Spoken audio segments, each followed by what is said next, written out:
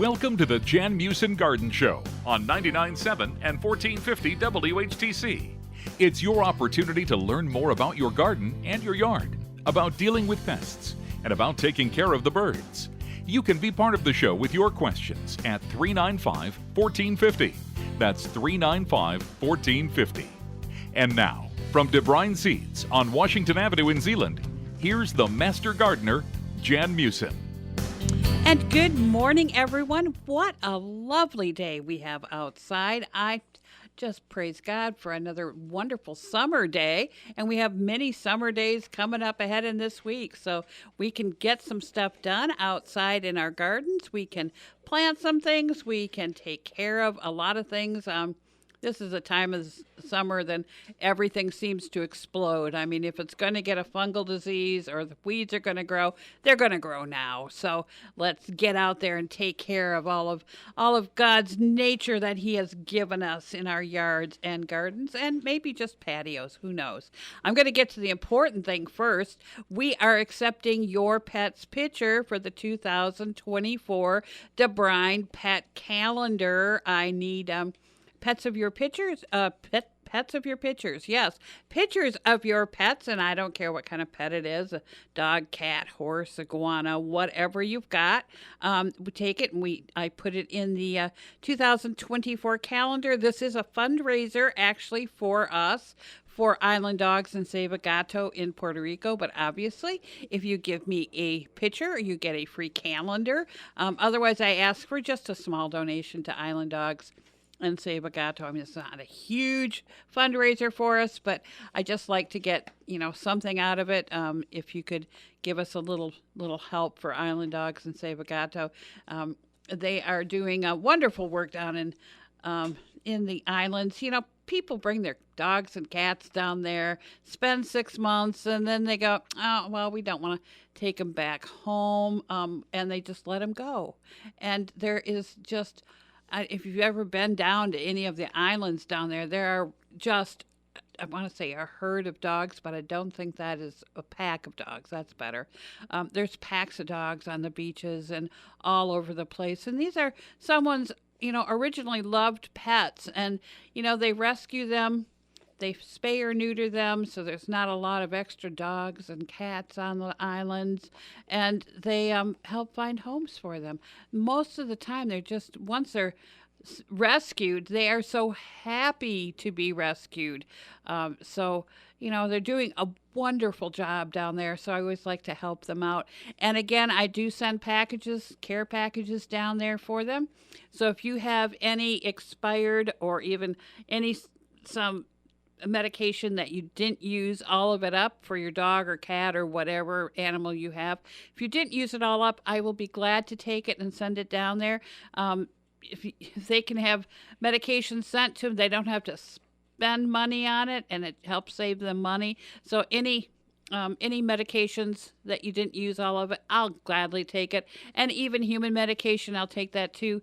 95% of the meds will cross over into animals, so that's not a problem. And anything, bandage supplies, bandage materials. If you've got, gently used collar or leash, I'll take that. Espalac, KMR, and nursing things. There's lots of dogs, puppies, and kittens right now. I'll take all of that stuff. Just make sure, remember, I have to send it down there in a box, so I don't want to send the huge boxes because those cost me a ton of money. So rather just stick with the small boxes. So keep it small, and I will get it down there to Island Dogs and Save a Gato. They do work in Puerto Rico and in the Virgin Islands and all the islands. If a hurricane comes through, they are the first ones online and right there helping them with the pets. So do a great job. So I'd like to acknowledge them and get them something down there. All right. So, I didn't tell you where to send your pet pictures to. How silly of me. If you could email them to the store. So DeBruynSeed@gmail.com. That is DeBruynSeed gmail.com, or you can bring in the originals into the store. I will quickly scan them into the computer and you can get your originals back. I don't want to keep your beautiful pictures of your pets, but do a nice picture. If it's hard to do a scanned picture of a scanned picture, the quality doesn't turn out real well. So if you can get an original picture, or just bring it to me on your phone and I can download it off your phone and I will get it if you don't know how to do that. One of my guys or I will be glad to do that for you. This calendar is always a big thing, but I would like to have the pictures in by the end of September so I can get this formatted and get it going before Thanksgiving, because everyone's always after me. Starting the end, about Halloween. When are the calendars coming out? And remember, it's just me, and I have to do it all. So it takes a little bit of time. So just keep that in mind. All right, down at DeBruyn's, what's going on? I'll tell you this morning, it has been grass seed central. We have had people call up all morning long. How late are you open? Because I'm driving from fill in the blank here in Michigan. I had one guy, I'm coming up from Indiana. Need to get grass seed. This is the perfect time to put down grass seed. And also, hey, great prices at DeBruyn's right now on grass seed. So the prices right now are literally half what they were last year.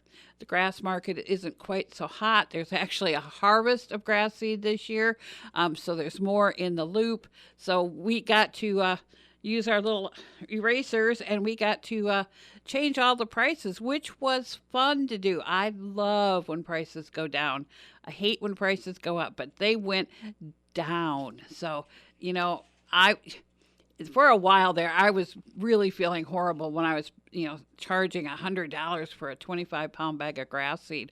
My gosh, it just seemed like so much. So we're down to normal again. So thankfully, if you waited out that time, this is the perfect fall to put down grass seed. Another thing, black oil sunflower, it had been at $16.98 a sale. It was supposed to go back up to $19.98. I talked Ken into keeping it at $17.98. So it isn't the wonderful deal of the century, but it is a good deal right now. It will go back up to $19.98 the next truckload of sunflower seeds. So get it now. Stock up on it. We don't care if you come in to buy 10 bags. It's not a big deal for us. Well, maybe Wyatt trying to load it into the car. He's our little guy. But other than that, my guys can easily load 50-pound bags in your car, 40-pound bags. Not a problem at all. And also the fall mums are here. The pansies were going to be here, but kind of put a kibosh on them because it's going to be in the 80s. And I thought, let's not stress those pansies any more than they have to be. So I'll probably wait till next week when we get some cooler weather coming in. But the mums they're huge this year. Oh my gosh, they are huge. Covered with buds on them. When they pop, they are going to be stunning. They are so pretty. I brought a couple home. They're nothing but green right now. You can see a little bit of color in there, so you'll know what color they're going to be. But in another week or so, they're going to be lovely, and they're not going to be around anymore because people are going to snatch those things up. We do get new ones in every morning, so come on in, take a look at them, because they are going to be gorgeous. A couple of them have started opening up already, but I always like buying ones with just buds on them, because then I've got them for a longer period of time, I think. That's just my thinking. I mean, we could get snow tomorrow, who knows? But, well, not with 90-degree weather, we aren't. But we could get snow at any time in September, too. So I just want those fall flowers to be stunning. Some of my annual flowers are looking wonderful. Some are not. So I've just kind of replaced some, kind of put them in the landscaped areas. Great big fall mums. They look so pretty out there. And once they get color on them, they are going to be gorgeous. So come on in, pick those out, get those going. And they're on sale. The 14-inch mum is $15. That's a great price on those right now. So come on in and grab those before Ken realizes he probably put them too cheap. So we won't tell him. We'll just enjoy the sale right now. Another planting, if you're not doing grass seed, it seems like you're doing a food plot. And everybody seems to be going somewhere this weekend and putting in a food plot somewhere. So we've got all the stuff, people. We've got everything, and we've got plenty of it. So don't worry about it. We've got plenty of rye and oats and radishes and everything from chicory to Egyptian wheat. We've got it all. Buckwheat, although it's not time to plant buckwheat, but we've got clovers. We've got all of the wonderful stuff that we would plant for the deer. Also, if you're just kind of refreshing a pasture, you can put down clover in September also. You don't have to wait until February. This might be a little nicer time of year to put it down right now. So get that stuff down. Let's get those pastures and those deer planting plots all set. Even if you just want to attract some deer to your backyard, we're not supposed to bait them, but we can put in a patch of turnips for the deer to eat during the winter, or whatever you would like. The deer love to have something green and growing under the snow. A lot of the stuff will stay green and growing. Rye will, the turnips will, some of the brassicas will. So, pick some things out for those poor deer during the winter so they don't just have to eat your precious landscape plants, which they're still doing right now. I have never had a year where the deer have been such a problem. Normally they kind of back off when there's green stuff around, but boy, they are headed for the backyards and eating every hosta in the county of Ottawa and Allegan. I am just shocked at the amount of deer. People in the middle of the city are complaining about deer. So we do have some repellents that you can spray on your prized possessions, and I know how expensive it is to replace a bush or even just like a coral bells. It's expensive to replace those things, and it's work. Why should I have to do it? I've already done that once. So yes, get that repellent on there. Keep it on there. I'm doing mine, and I've got rabbit problems too. I'm doing mine about every 2 weeks. That deer activity is so intense, and it's best if you change what you're using. I mean, if one month you use liquid fence, maybe the next month it might be to go to some different smell like plant skid or something like that, so they stay away. Well, coming up, we're going to be talking about what's that smell in our backyard, but we've got these messages to listen to first.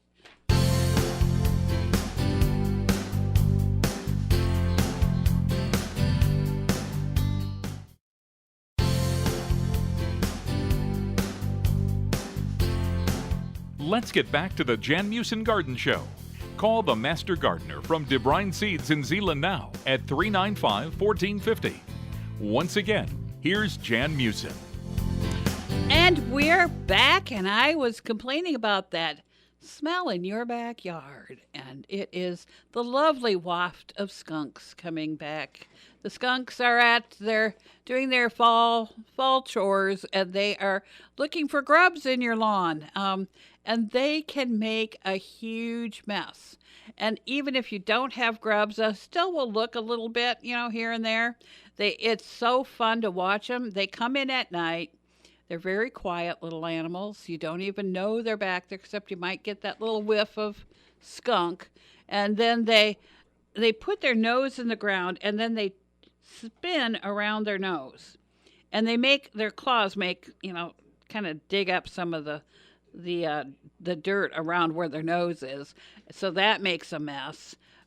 But if they find some grubs, if they smell them, I guess that's what they're doing when they stick their nose in the ground, then they dig up even more to grab your grubs. So we don't want them to dig up even more because they can make a huge mess. So before this happens in your backyard, go out there and check. Just lift up the grass, see if you see some small C-shaped grubs down there. They shouldn't be very big right now. They're not going to be an inch, hopefully not by now. Hopefully that most are going to be a half inch long. Get the Dilox out and put Dilox on the ground. It is our only soil insecticide that we've got left. So Dilox, D-Y-L-O-X, you got to look on it. BioAdvance is the only one that makes that right now. I think they have the proprietary rights to that. It works well. You got to put it down. You have to water it in well. Don't let it sit on the ground. If you let it sit 24 hours, it's going to be gone because it biodegrades in the sunshine, and we've got a lot of sunshine going on right now. So make sure you water it in well, and it will kill the grubs quite quickly. And after 3 days, it's gone.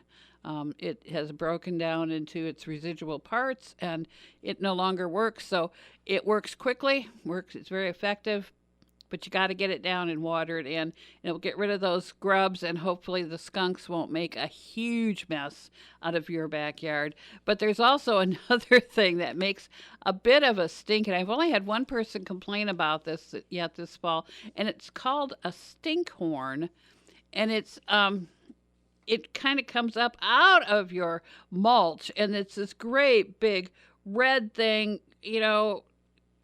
It looks gross, and it stinks to high heaven. It's red, tall, kind of looks like your index finger, but a little thicker and a little taller. And it stinks, it smells, but it will be gone within a week, so don't really worry about it. It's not hurting anything. It's just some sort of fungal thing came in with the mulch, and it's trying to multiply right now, and it multiplies not by spreading spores out in the wind. It multiplies by stinking so bad that the flies come to it, and they get kind of stuck on it. It's really kind of a moist type thing, and they get stuck on it as they're walking around, and they pick up the little spores, and then they fly off, and then they deposit them elsewhere, and that's how it reproduces. And so the smell, the rotting flesh smell, is all part of it, but it only lasts about a week. So don't worry about that. So hopefully it's just not under your bedroom window where you're trying to sleep and you want your window open. It's not that sweet smell of gardenias, so you can betcha that. So that is another thing that is happening this year. And if I had 10 cents for everyone that brought me these little small yellow misshapen cucumbers. They're usually kind of a ball shape, and they wonder what in the world's going on. I've got other cucumbers on the vines that look fine, but I've just got a couple of these. And what happened was when these things, the flower that this came from was being pollinated. It has to be pollinated if you're going to do it by bees or any kind of flying insect or whatever. They have to visit it at least 15 times. Or, it's best pollinated just by the wind because there are male flowers that are usually higher up on the plant, and it usually does good enough job. But if it's too hot, the pollen is sterile. If it's too wet, it gets too sticky and it doesn't work. And there's all these weather issues that can interrupt the pollen on a cucumber especially. So that's what happened when those things were developing. There obviously was too hot, or I'm thinking it was probably too hot and there was just no pollen that would fertilize that poor little thing, and that's as far as it got. So just pick them off. I mean, it's not going to hurt you, not going to hurt the plant at all. And actually, I've had a bunch of people try them. They go, well, it tastes like a pickle, but it's not quite the same consistency. And just dump them. Just pick them off, dump them. Get the plant to concentrate on the other flowers that it's got going that are producing correctly. I know it's kind of fun to have a little yellow round cucumber, but it's of no use to you. So we're going to forget it. And then there's another thing that people are coming up with. It's a little patch of grass, and it comes usually in a patch, maybe about 3 inches wide, and it's got not really a grass blade like what we're used to, like, just a singular blade, but it kind of comes up and it branches out a lot. It more than likely this time of year is something called love grass. And people planted this as a decorative grass in their landscape. And if you let it go, it usually grows to about 12, 15 inches tall and then sends out seed heads. Well, obviously it sent out seed heads, but it's a hybrid type thing. So where it landed in your lawn, it didn't come up looking like a wonderful grass that you'd want to keep in your flower beds. So the only way you're going to get rid of it, I just looked all over the place what we could possibly have in our arsenal, and we do have the tenacity, which will work on this stuff. That's very expensive. Well, not when you think about it. It comes in a little, I think it's an 8-ounce bottle with a syringe on it. And you use the syringe because you use like 0.6 cc's per 2 gallons of water or whatever it is. So you don't use much at a time. So this little bottle is going to last quite a long time. So the $80 price tag on it isn't quite so bad, but that is the only thing outside of doing a total vegetation killer on it.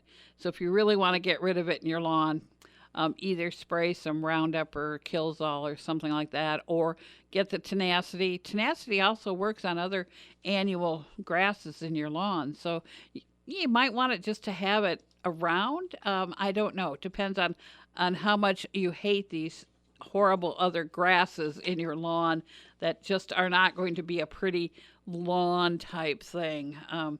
But yes, we do have something that does work, and it is the tenacity.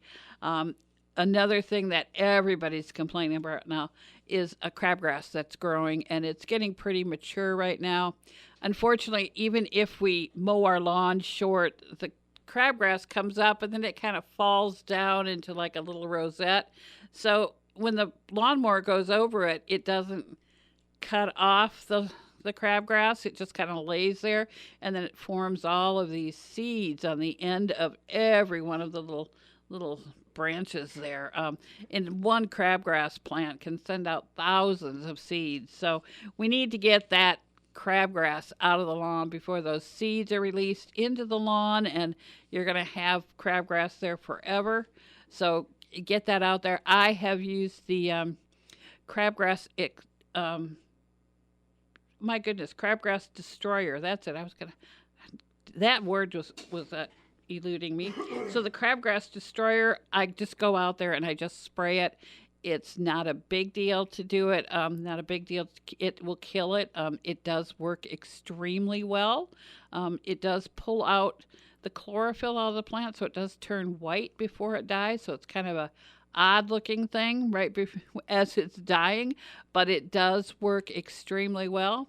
It also works on the other lawn weeds, and it also works on Bermuda grass. So if you've got Bermuda grass, don't tell anybody. This is an off-label thing. I'm not supposed to be talking about this, but you can't use crabgrass destroyer on a Bermuda grass lawn because it kills it. So if you've got Bermuda grass, you might want to get the crabgrass destroyer. It comes in a 1.1 gallon thing. It's got a handle on it, and it's got a wand with a battery attached to it, so you don't have to sit there and pump it up all the time. You just walk around and you push a little button and you point at whatever you want to kill. It works so easy. Even I can do it, and I love doing it. Before I go to work in the morning, I might be walking out there. Oh, there's something, and I get a kick out of this. So you can kind of make it go right where you want it to, but remember, everything right now is meant to encapsulate it. The active ingredients, and it's really small. And if you're spraying early morning when there's not a bit of wind, there's enough to make it kind of float in the air, and it might head down to your neighbor's tomato plants. So let us be careful where we're spraying stuff. I know some people have built like a little hood over it so it just goes right down there. But do be careful, because all of those things carry so extremely quickly on the wind that your neighbors will be complaining about all their tomatoes are looking horrible, and it may be something that you did, so you don't want that to happen. We need to stop and listen to the news, but we will be back with more fun stuff on the Garden Show after this.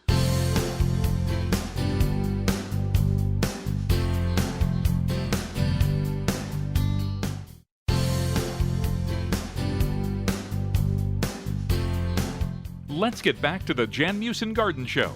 Call the Master Gardener from DeBruyn Seeds in Zeeland now at 395-1450. Once again, here's Jan Meeuwsen.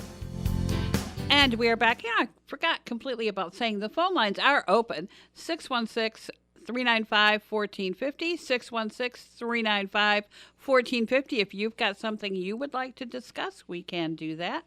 I want to remind you, I know it's going to be 80 degrees this weekend, but what we have to be thinking about is our houseplants have to make their annual trek back into the house because they are houseplants. So we have to remember they've been sitting out in the sun all summer long, at least mine have. What we have to do before we bring them in for 2-3 weeks, we have to move them into a shadier part of the deck or the patio or wherever they are, so they get used to a little lower intensity light on them, because it's an awful shock to go from 80-degree weather outside with bright sunshine and then go into our house. And I don't care how, I've got a south-facing window that faces water that gets all kinds of reflective light, and it's still not like sitting out on the deck. So we need to bring those into the shade right now. You might want to take a quick look at them to make sure that they are not covered with insects. That would kind of be nice, I think. So get them inside or get them in the shade, and then in a month or so, we can get rid of all the little hitchhikers on them and move them back into the house where they belong for the winter.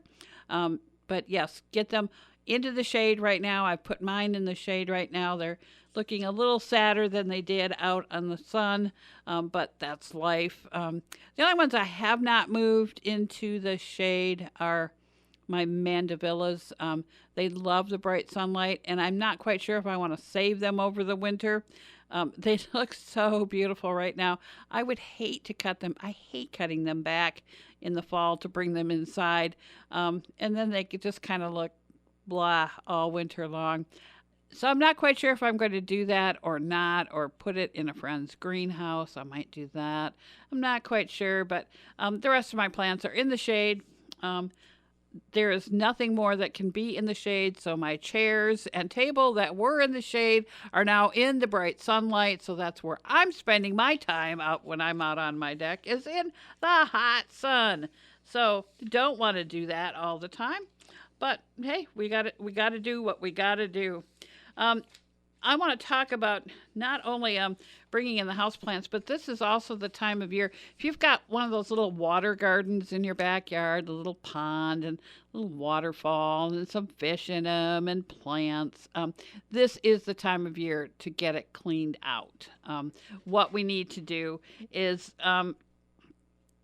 we need to be mindful of the plants that we have in there. Sometimes, the plants start out the spring looking a little sparse, but by this time of year, they have multiplied a lot. There are certain things like water hyacinths, water lettuce, the European water clover, and that new one, the heart-shaped red leaf. I can't remember, heart leaf, whatever. They are all very popular pond plants.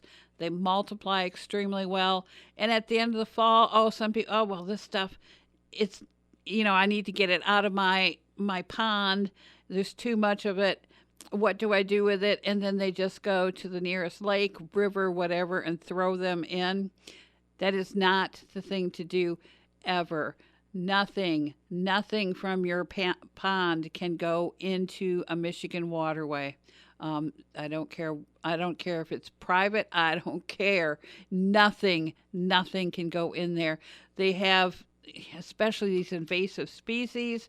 A couple years ago, they had to get out a bunch of people, and he paid state tax dollars to get rid of all the water lettuce that they threw into this pond in Clinton County here in Michigan. It had so much water lettuce in it. It took them days to clear out that small lake. So, you know what? Unless you like, having your state dollars spent on that sort of stuff, let's not give that an opportunity to spread. So do not put any of your excess plants in the waterway. Put them in a bag, tie it up, and get rid of it.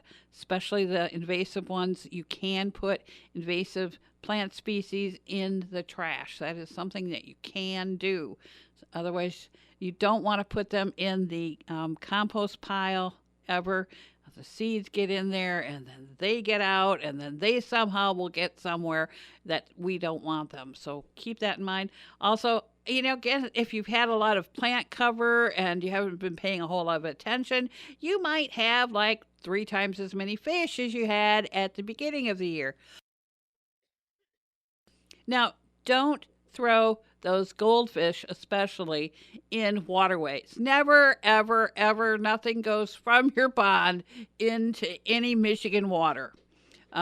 We never, those goldfish carry on them bacteria that causes a problem with our normal fish and will kill them. So we don't want those goldfish or any of those fish in with normal, like our bass and all the other fun fish that we sit on our docks and fish. We don't want that. So, if you've got too many fish, there are gardening clubs out there that do water gardening. Get a hold of them. Get a hold of a retailer. Ask, what can I do with these extra fish? I have a toilet. You can flush them down if you like. But we need to don't put them out in thinking, well, they'll be fine out there, the rest of the fish are. No, they do not go into the waterway. So no plants, no fish, no nothing that you find in your little pond in the backyard goes into the water. If you keep that in mind, you'll be much the state of Michigan and I will be much happier that we don't have to do all of this. You can trim and remove plants, and when the leaves start falling off the trees and they land on your pond, get rid of them. Don't let them fall to the bottom and then they turn into that muck on the bottom. We don't want that. I mean, we do have that muck clear for large, regular outdoor ponds. I don't know if it really works. I don't know how you put that into a small pond, but you know what? Just avoid it. You can put a net over your water garden this time of year that collects the leaves, and then you don't have to sit there and dig them out. That would be nice, I think. So you might want to do that if you've got a little water pond in your backyard. So let's do that. Let's keep the rest of the water here in Michigan free from all of those things. That would be so nice, so helpful. We'd all be very, very excited if you could just do that. Also, if you're going to go out in your boat this weekend, or you're going to go hiking, or you're going to go fishing, let us remember you are the ones that carry the invasive species with you. You are the ones that insisted on bringing logs with you when you were camping, and you spread the emerald ash borer all over the state in record time. You are responsible, and I'll tell you how we can avoid that after we listen to these messages.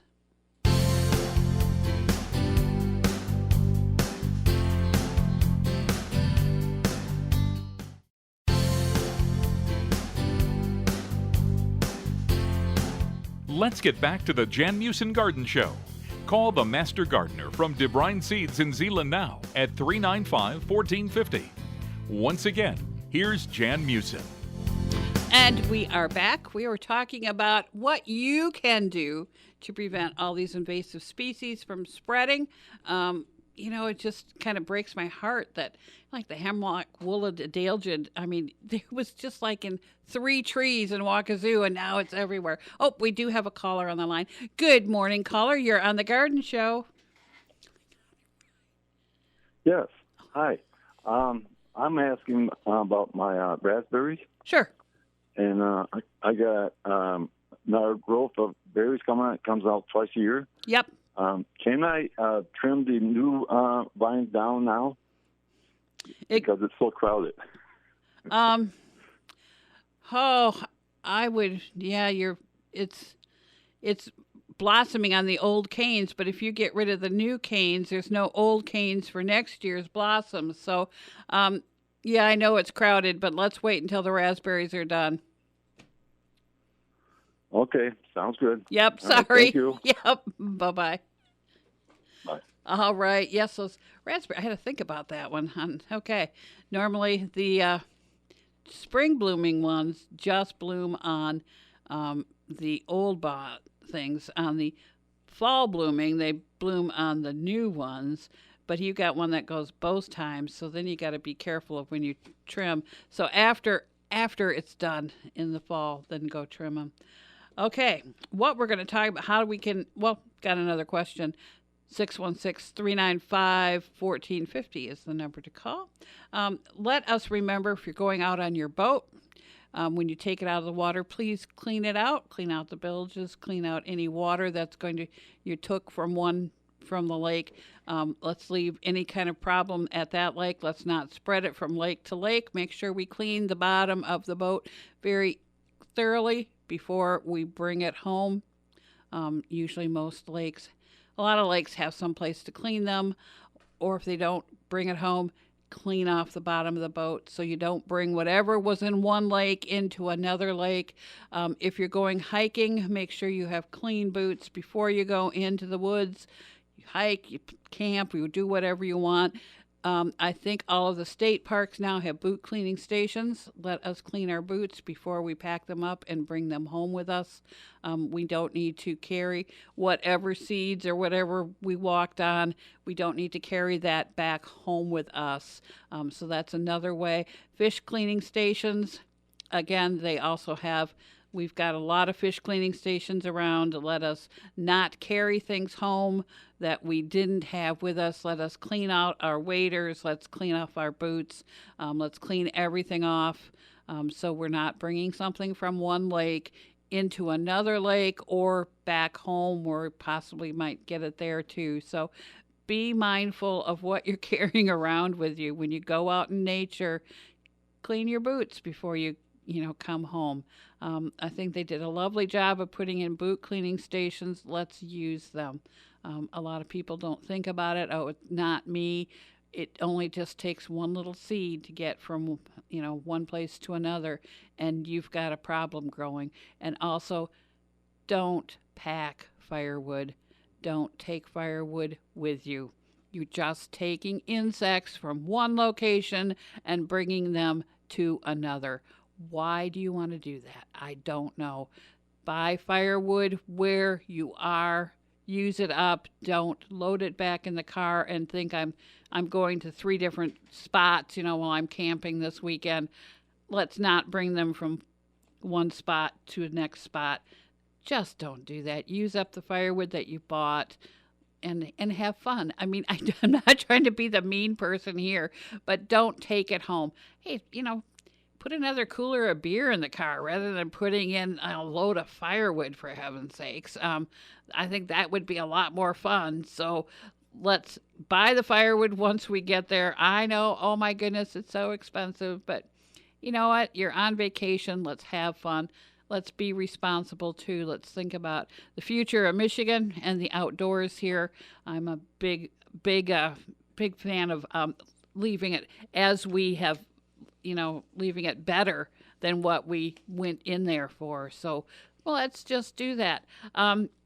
just a reminder, the hummingbirds are still here, and they are starting to fly through from north to south on their big migration down to the Gulf of Mexico. So leave up your hummingbird feeders, that is, unless they have been inundated with wasps, which I have never had so many people call about. The wasps are out in force. So if they're bothering the hummingbird feeder, they will chase away a hummingbird. So then it's probably best to take down the hummingbird feeder. I have found my hummingbird feeder that I put in the rotten bananas, and it attracts the fruit flies. That one's not attracted but to the wasps at all. So I can still have that one up so they can eat their little bugs to their heart's content. That seems to work for me. But remember, keep those up through the end of September, and they should basically be done migrating and out of this area and further south. Keep your bird feeders up. Put some mealworms out. Put some fruit out. Might want to add something extra, because you could possibly get some of the fun birds that are traveling through headed south. I mean, we've got the scarlet tanagers, the grosbeaks. A lot of the things are flying back south right now. They fly at night. They rest during the day. So you got a chance of spotting them in the daytime. If you put out some water where they can bathe or get a drink of water before their nighttime flight, you just might spot a couple of really fun birds out there right now. It's not quite as noticeable as springtime, but they are traveling through. So give that a thought when you're filling your feeder. Oh, and we do have a caller on the line. Good morning, caller. You're on the Garden Hour. Yeah, I found an inexpensive way to keep bees out of my hummingbird feeder. What do you do? I cut a plastic drinking straw into a half-inch length. Yeah. And I glued it onto above the little hole. Mm-hmm. And the bees can't crawl in there, but the hummingbirds can drink. That's a wonderful idea. Oh, and then we save the hummingbirds. Oh, you're a wonderful person. It works good. All right, thank you. Have a good day. Yep, you too. Have a good weekend. All right, drinking straw. Cut it. Put it in there. The bees can't get at it. So I'm happy. Everybody's happy, and even the hummingbirds. So I remind you, I will be here Tuesday at 8:35 with Gary with the garden party, and then at between 10 and 11 on Talk of the Town with Gary. And I just learned that Tuesday, October 3rd, the garden hour on Talk of the Town, we're doing a remote at DeBruyn Seed Store. So this should be really fun. So the store cat, everybody will get into the whole business of it. So that should be fun. But the most important part is I will be here next Saturday at 11:05 with the garden show. And until then, go green. You've been listening to the Jan Meeuwsen Garden Show on 99.7, 1450 WHTC and WHTC.com. If you wish to hear this or other programs hosted by the Master Gardener from DeBruyn Seeds in Zeeland, check out the podcast section of our website, WHTC.com, and listen or download for free.